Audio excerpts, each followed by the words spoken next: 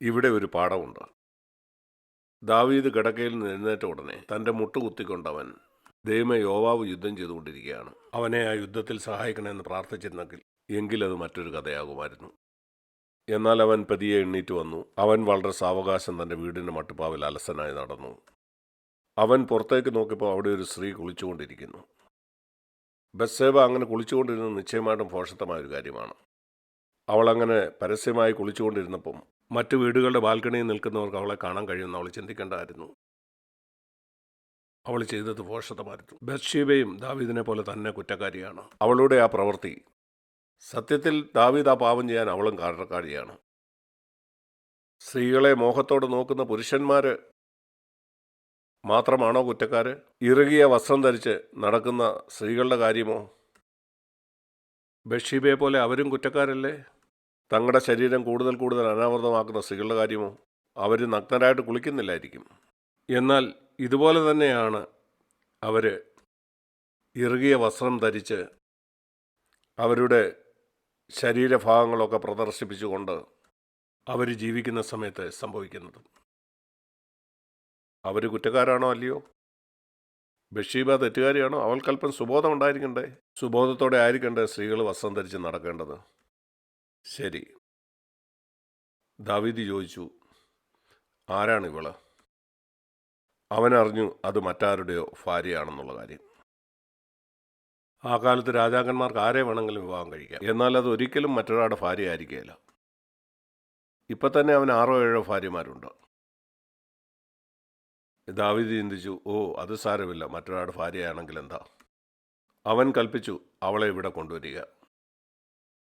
അവൻ അവളോടുകൂടെ ശയിച്ചു. അവൾ ഗർഭിണിയായി. ഇനിയും എന്തു ചെയ്യും? അതവിടെ ഭർത്താവിൻ്റെ തലയിൽ തന്നെ ഇടാം. അങ്ങനെ അവിടെ ഭർത്താവിനെ യുദ്ധം ചെയ്യുന്ന സ്ഥലത്തുനിന്ന് വിളിച്ചു വരുത്തി. ഹിത്യനായ ഊരിയാവിനെ തൻ്റെ അടുക്കൽ കൊണ്ടുവരാൻ അവൻ കൽപ്പന പുറപ്പെടുവിച്ചു. 8-ാം വാക്യത്തിൽ ഊരിയാവിനോട് തൻ്റെ ഭവനത്തിലേക്ക് പോകാനായിട്ട് ദാവീദ് പറഞ്ഞു. അങ്ങനെ അവൻ ചെന്ന് തൻ്റെ ഭാര്യയോടുകൂടെ ശയിച്ചാൽ അത് അവൻ്റെ കുഞ്ഞാണെന്ന് അവൻ ചിന്തിക്കുമെന്ന് ദാവീദ് കരുതി. എന്നാൽ ഊരിയാവ് തൻ്റെ ഭവനത്തിലേക്ക് പോയില്ല. ചിന്തിച്ചു നോക്കൂ, ഊരിയാവ് എത്ര നീതിമാനായ മനുഷ്യനായിരുന്നു. അവൻ രാജധാനിയുടെ പടിവാതിക്കൽ കടന്നു. 10-ാം വാക്യത്തിൽ ദാവീദ് ഊരിയാവിനോട് ചോദിച്ചു, നീ നിൻ്റെ വീട്ടിൽ പോയില്ലേ? ഊരിയാവ് പറയുന്നത് കേൾക്കൂ, എങ്ങനെ എനിക്ക് എൻ്റെ ഭവനത്തിൽ പോകാൻ കഴിയും? എൻ്റെ കൂടെയുള്ള പട്ടാളക്കാർ വെളിമ്പ്രദേശത്ത് പാളയമിറങ്ങി അവിടെ യുദ്ധം ചെയ്തുകൊണ്ടിരിക്കുകയാണ്. അങ്ങയുടെ ഭൃത്യന്മാരായ യോദ്ധാക്കൾ അവിടെ യുദ്ധം ചെയ്തുകൊണ്ടിരിക്കുകയാണ്. നീ പറയുന്നത് ഞാൻ എൻ്റെ ഭാര്യയോടൊപ്പം ശയിക്കണമെന്നാണോ? ഇല്ല, നിന്നാണ്, എൻ്റെ ജീവനാണ്, ഞാൻ ഒരിക്കലും അങ്ങനെ ചെയ്യുകയില്ല എന്ന് ഊരിയാവ് പറഞ്ഞു. ഇവിടെ ആരാണ് കൂടുതൽ നീതിമാൻ, ദാവീദോ ഊരിയാവോ? ചെറുപ്പക്കാരായ ചില വിശ്വാസികളായിരിക്കാം തങ്ങൾ നീതിമാന്മാരാണെന്നും ആത്മീയരാണെന്നും ഒക്കെ കരുതുന്ന പല ആത്മീയ നേതാക്കളെക്കാളും കൂടുതൽ നീതിയുള്ളവരും അതുപോലെ ആത്മീയരായിരിക്കുന്നതും. അങ്ങനെ ഒരു ദിവസം ഊരിയാവിനവൻ മദ്യം കൊടുത്ത് ലഹരി പിടിപ്പിച്ചു. 13-ാം വാക്യം, എല്ലാ വിധത്തിലും അവൻ പരിശ്രമിച്ചു, എന്നിട്ടും അവൻ അവൻ്റെ വീട്ടിലേക്ക് പോയില്ല. എന്തൊരു മനുഷ്യൻ! പിന്നെ ദാവീദിന് മുമ്പിൽ ഒരു മാർഗമേ ഉണ്ടായിരുന്നുള്ളൂ, എനിക്ക് പിടിക്കപ്പെടണ്ട. 14-ാം വാക്യത്തിൽ അവൻ യോവാബിനൊരു കത്തയക്കുന്നു. ഊരിയാവിനെ പട കഠിനമാകുന്നിടത്ത് അവനെ ഏറ്റവും മുമ്പിൽ നിർത്തുക. അവൻ വെട്ടുകൊണ്ട് മരിക്കത്തക്കോണം നിങ്ങളെല്ലാവരും അവനെ വിട്ട് പിന്മാറുക. അങ്ങനെ അവൻ മരിക്കണം. ഇതൊരു തരത്തിൽ ഇന്നത്തെ കാലത്തെ ആളുകളെ കൊല്ലാൻ കൊട്ടേഷൻ സംഘത്തിന് കൊടുക്കുന്ന പോലാണ്. പോയി ഇന്ന ആളെ കൊല്ലുക. ഇവിടെ ദാവീദും കൊല്ലാൻ ഒരു കൊട്ടേഷൻ കൊടുക്കുകയാണ്. അങ്ങനെ അത് സംഭവിച്ചു. അങ്ങനെ ആ യുദ്ധത്തിൽ ഊരിയാവ് കൊല്ലപ്പെട്ടു. 17-ാം വാക്യത്തിൽ നമ്മൾ കാണുന്നു, ഊരിയാവ് മരിച്ചു. യുദ്ധത്തിൽ എന്താ സംഭവിച്ചതെന്ന് സാധാരണ രാജാവിനെ അറിയിക്കും. യുദ്ധത്തിൽ നടന്ന കാര്യങ്ങൾ അറിയിക്കേണ്ടതിന് യോവാബ് ഒരാളെ അയച്ചു. അവൻ രാജാവിനോട് പറഞ്ഞു, ക്ഷമിക്കണം, നമ്മൾ യുദ്ധത്തിൽ തോറ്റുപോയി. രാജാവ് ചോദിച്ചു, നിങ്ങൾ പട്ടണത്തോട് ഇത്ര അടുത്ത് ചെന്ന് പടവെട്ടിയത് എന്തുകൊണ്ടാണ്? മതിലിന്മേൽ നിന്ന് അവരെയ്യുമെന്ന് നിങ്ങൾക്ക് അറിഞ്ഞുകൂടെയോ? 20-ാം വാക്യം, ആ ദൂതൻ ശബ്ദം താഴ്ത്തി അവനോട് പ്രകാരം പറഞ്ഞു. ഊരിയാവും അവിടെ മരിച്ചുപോയി. അതോടെ ദാവീദ് ശാന്തനായി. അപ്പോൾ ദാവീദ് പറഞ്ഞത് സാരമില്ല, ചിലപ്പം യുദ്ധത്തിൽ ആളുകൾ മരിക്കും, നമുക്കൊന്നും ചെയ്യാൻ പറ്റില്ല. അതിനുശേഷം ബത്ശേബയെ വിളിച്ച് അവളെ വിവാഹം ചെയ്തു.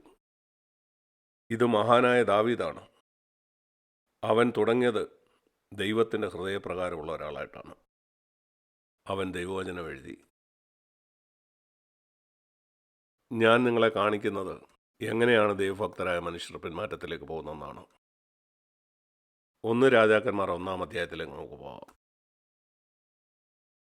ദാവീദ് ഇപ്പോൾ ഒരു വൃദ്ധനാണ്. 1 രാജാക്കന്മാർ 1-ാം അധ്യായം നമ്മളിവിടെ വായിക്കുന്നു. അവൻ്റെ ഒരു മകൻ, എൻ്റെ പിതാവ് ഇപ്പം മരിക്കാൻ പോവുകയാണ്. ദാവീദിന് പല മക്കളുണ്ടായിരുന്നു. എന്നാൽ അദോനിയാവ്, അവന് പല ഭാര്യമാരിൽ പല മക്കളുണ്ട്. അവന് 8 ഭാര്യമാരുണ്ടായിരുന്നു. അതിലുള്ള മക്കളൊക്കെ രാജാവാകാനായിട്ട് ആഗ്രഹിച്ചു. അതിൽ ഒരു മകനായ അദോനിയാവ് അവനെ തന്നെ ഉയർത്തിക്കൊണ്ട് പറഞ്ഞു, ഞാൻ അടുത്ത രാജാവായി തീരും. എന്തുകൊണ്ടാണ് ഈ ദാവീദിൻ്റെ മകൻ ഇങ്ങനെ മത്സരക്കാരനായത്? ഈ കഥ കേൾക്കുക. എല്ലാ പിതാക്കന്മാരും ഈ കഥ കേട്ടിരിക്കണം. രാജാവെന്ന തലത്തിലും ഭർത്താവെന്ന തലത്തിലും അവൻ്റെ തോൽവിയെക്കുറിച്ച് നമുക്ക് കേട്ടു. ഒരപ്പനെന്ന തലത്തിൽ അവൻ്റെ പരാജയം നിങ്ങൾ കാണുക. ദാവീദ് അവനെ മുഷിപ്പിക്കരുതെന്ന് വെച്ച് അവനോട് അവൻ്റെ ജീവിതകാലത്ത് ഒരിക്കലും അവനെ തിരുത്തിയിരുന്നില്ല. നീ ഇങ്ങനെ ചെയ്യുന്ന എന്തെന്ന് ഒരിക്കലും അവനോട് ചോദിച്ചിരുന്നില്ല.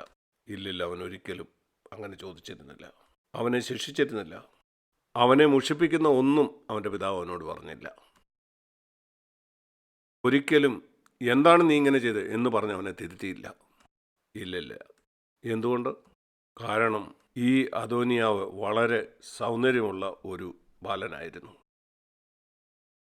നിങ്ങൾക്ക് സൗന്ദര്യമുള്ള ഒരു കുട്ടിയുണ്ടെങ്കിൽ, മറ്റു കുട്ടികളെക്കാളൊക്കെ വളരെ സൗന്ദര്യമുള്ള ഒരു മകനോ മകളോ, വളരെ സൗന്ദര്യമുണ്ട്, അവളെയാണ് നിനക്ക് ഏറ്റവും അധികം ഇഷ്ടം, അല്ലെങ്കിൽ അവനെയാണ് നിങ്ങൾക്ക് ഏറ്റവും ഇഷ്ടം. അവനോ അവക്കോ നിങ്ങളൊരു ബുദ്ധിമുട്ടും ഉണ്ടാക്കില്ല. ഈ ബാലൻ വളർന്നു വന്നപ്പോൾ അവൻ എന്ത് സംഭവിച്ചു? അവസാനം അവൻ കൊല്ലപ്പെട്ടു. മുന്നോട്ട് വായിച്ചാൽ നിങ്ങൾക്കത് കാണാൻ കഴിയും. നമ്മുടെ ബുദ്ധി ഉപദേശത്തിനാണ് ഈ കാര്യങ്ങൾ ഇവിടെ രേഖപ്പെടുത്തിയിരിക്കുന്നത്.